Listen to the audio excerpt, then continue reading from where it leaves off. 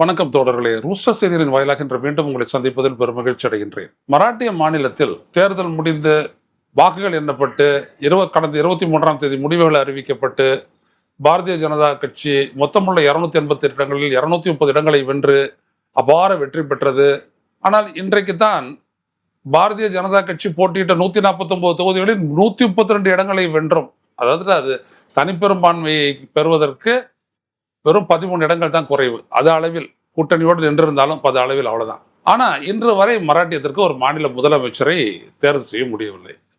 இன்னைக்கு தான் வந்திருக்குது. பாஜக கட்சியினுடைய சட்டமன்ற கட்சி தலைவராக பட்னாவிஸ் தேர்ந்தெடுக்கப்பட்டிருக்கின்றார். தேவேந்திர பட்னாவிஸ் தேர்வு செய்யப்பட்டுள்ளார் ஒரு செய்தி வந்திருக்குது. சரி, அது என்ன ஆகுதுன்றதை பார்ப்போம். அது நாளைக்கு பேசுவோம். ஆனா ரொம்ப முக்கியமான ஒரு விடயம் என்னன்னா, காங்கிரஸ் கட்சி இந்த தேர்தலில் நடந்த குளறுபடிகள், மோசடிகள் பற்றி ஒரு நீண்ட நெடிய அறிக்கையை தேர்தல் ஆணையத்துக்கு கொடுத்திருக்கிறது. அதில் அவர்கள் எழுப்பியுள்ள ஒரு கேள்வி என்னவென்றால், ஏராளமான வாக்காளர்கள் ஒவ்வொரு தொகுதியிலும் வாக்காளர் பட்டியலில் இருந்து நீக்கப்பட்டிருக்கிறார்கள்.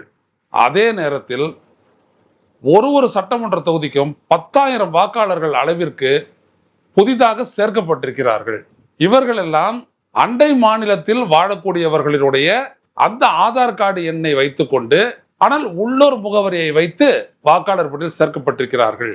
இப்படி பார்த்தீர்களானால் இந்த அடித்தல் சேர்த்தல் இந்த விடயத்தில் மட்டும் ஜூலை மாதத்திலிருந்து நவம்பர் மாதம் வரை, July, August, September, October, November 5 மாதத்துல 47 லட்சம் வாக்குகள் சேர்க்கப்பட்டிருக்கிறது. கடைசி நேரத்தில் தேர்தல் நடக்க போறதுக்கு முன்னாடி, அதாவது ஹரியானால செப்டம்பர்ல தேர்தல் நடக்குது, ஹரியானாலையும் ஜம்மு அண்ட் காஷ்மீர்லையும். அப்ப அந்த நேரத்தில் இங்க என்ன நடந்திருக்கு பாருங்க. மராட்டியத்துல 47 லட்சம் வாக்குகள் அழிக்கப்பட்டது, அதற்கு பிறகு சேர்க்கப்பட்டது. இதை ரெண்டுத்தையும் கூட்டி கழிச்சா 47 லட்சம் ஓட்டு அடிஷனலா வந்திருக்குது. இத ஒரு குற்றச்சாட்டா காங்கிரஸ் தெளிவாக எடுத்து வச்சிருக்கிறது. ஸோ யார் யாரு இவ்வாறு சேர்க்கப்பட்டார்கள், அவங்க உள்ளபடியே மராட்டிய மாநிலத்தில் வாழக்கூடிய வாக்காளர்கள் தானா அப்படின்றத தேர்தல் ஆணையம் மிக விரிவாக சோதனையிட வேண்டும், பரிசீலிக்க வேண்டும். இது ஒன்று. இன்னொன்று என்னன்னா, காங்கிரஸ் கட்சி சொல்லியிருக்கக்கூடிய குற்றச்சாட்டு ரொம்ப முக்கியமானது. 5 மணி வாக்கில் நீங்க என்ன சொன்னீங்க அப்படின்னோம்னா, தேர்தல் ஆணையம் என்ன சொல்லிச்சு, பதிவான வாக்குகள் 5 மணி வரைக்கும், அதாவது வாக்குப்பதிவு முடிவறதுக்கு 1 மணி நேரத்துக்கு முன்னாடி 58.22 விழுக்காடு. அதற்கு பிறகு பார்த்தீங்கன்னா அடுத்த 1 மணி நேரம் 6 மணிக்கு முடியுது வாக்குப்பதிவு.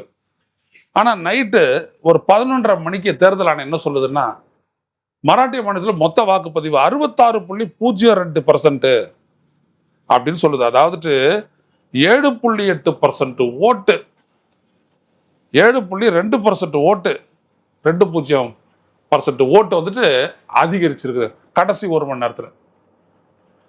இது எவ்வளவு வருதுன்னு பார்த்தீங்கன்னா, என் ரியல் கவுண்ட்டு 76 லட்சம் ஓட்டு வருது கடைசி நேரத்தில். 1 மணி நேரத்தில் பொதுவாக பர்சன்டேஜ் ரொம்ப குறையும், ஒரு 2%, 3% இவ்வளோதான் ஆகும். ஆனால் இங்கே 7.2% ஓட்டு அதிகமாக இருக்குது, 76 லட்சம் ஓட்டு கூடுதலாக போட்டிருக்காங்க. இது எப்படி அப்படின்ட்டு தேர்தல் ஆணையத்தை நோக்கி காங்கிரஸ் கட்சி கேள்வி எழுப்பியிருக்கிறது.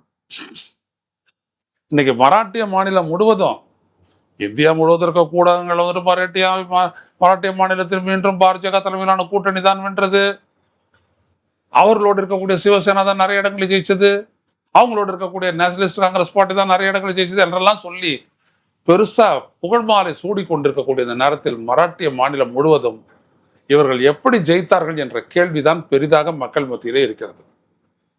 இங்க ஊடகத்துல வந்து பேசுறவங்க எல்லாம் சொல்றாங்க, இல்லைங்க கடைசி நேரத்தில் அவங்க எல்லா பெண்களுக்கும் வந்துட்டு 1,500 கொடுத்துட்டு இருந்தாங்க இல்லையா, அது 2,200 ஆக்கிட்டாங்க, ஆட்சிக்கு வந்து அது 3,000 ஆக்க போறேன்னு சொன்னாங்க, அதனாலதான் இவ்வளவு 2.2 கோடி பெண்கள் அப்படி மாறி ஓட்டு போட்டாங்க அப்படின்லாம் சொல்லிட்டு பாரதிய ஜனதா கட்சியின் சார்பா வரக்கூடிய கட்சிக்காரங்களும் வலதுசாரி சிந்தனையாளர்களும் பேசினாங்க.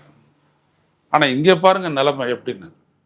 76 லட்சம் ஓட்டு, இதுல 47 லட்சம் ஓட்டு கூட்டப்பட்டவை. இதெல்லாம் எவ்வளவு பெரிய மோசடின்னு பாருங்க. இப்படியெல்லாம் உலகத்துல வேற எங்கேயாவது நடக்குமா? இந்த அளவுக்கான ஒரு மோசடி. தொகுதிக்கு தொகுதி 10,000 ஓட்டை சேர்த்திருக்கிறாங்க. 10,000 ஓட்டு. அதுல என்ன அப்படின்னம்னா, இப்படி பண்ண ஒரு 50 தொகுதிகளில் 10,000 ஓட்டுகள் மேல சேர்த்துருக்கிறாங்க இல்லையா, இந்த மாதிரி இருக்கக்கூடிய 50 தொகுதிகளில் எடுத்து காங்கிரஸ் கட்சி பகுப்பாய்வு செய்து பார்த்ததுல அந்த 50 தொகுதிகளில் 47 பிஜேபி தான் ஜெயிச்சது. 47 தொகுதியில் பிஜேபி தான் ஜெயிச்சது. மிக அதிக எண்ணிக்கையில் போட்டியிட்டு மிக அதிகமான இடங்களை வந்துட்டு பாஜக வென்றிருக்கிறது. 149 போட்டிட்டு 132 ஜெயிச்சிருக்கிறாங்க. அவ்வளவு நல்லது பண்ணியிருக்காங்களா அவங்க மராட்டியத்துக்கு. அப்பயே நாடாளுமன்ற தேர்தலில் வந்துட்டு 47 30 இடங்கள்ல தோத்தீங்க, பதில் இல்லை. இப்போ நான்டெட்ன்ற மக்களவை தொகுதியினுடைய இடைத்தேர்தல் நடந்துச்சு. அதில் பார்த்தீங்கன்னா 5,86,000 ஓட்டு பெற்று காங்கிரஸ் வேட்பாளர் ஜெயிக்கிறாரு. ஆனா அதே நான்டெட் பார்லிமெண்ட் தொகுதிக்கு உட்பட்ட 6 சட்டமன்ற தொகுதிகள்லையும் பிஜேபி ஜெயிக்குது. அதுல எல்லாம் ஒட்டு மொத்தமா காங்கிரஸ் வேட்பாளர்கள் எல்லாம் அந்த கூட்டணி வேட்பாளர்கள் பெற்ற ஓட்டு பார்த்தா 4,16,000 தான்.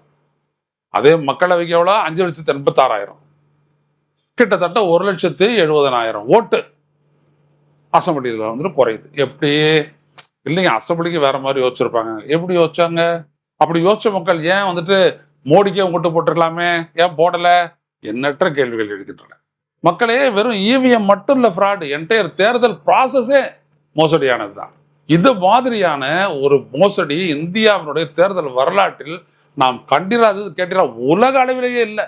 இப்படி வேற ஒரு நாட்டில் நடந்ததுன்னா அந்நேரத்துக்கு எவ்வளவு பெரிய மக்கள் எழுச்சி வெடிச்சிருக்கோம். இங்கே எதுவுமே ஏற்படலை.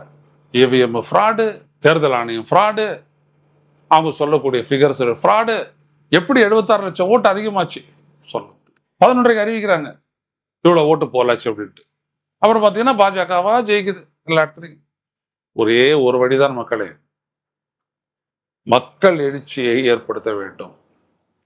ஜனநாயகத்தை காப்பதற்கான மக்கள் எழுச்சி வேண்டும். அது நடைபெற்றால் மட்டும்தான் இந்த நாட்டில் தேர்தலின் மூலம் மெய்யான ஜனநாயக அரசு அமையும்.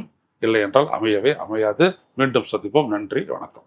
ஊடகம் கார்ப்பரேட் அரசியல்வாதிகளின் கைப்பாவையாக அடிமைகளாக இருந்தது போதும்.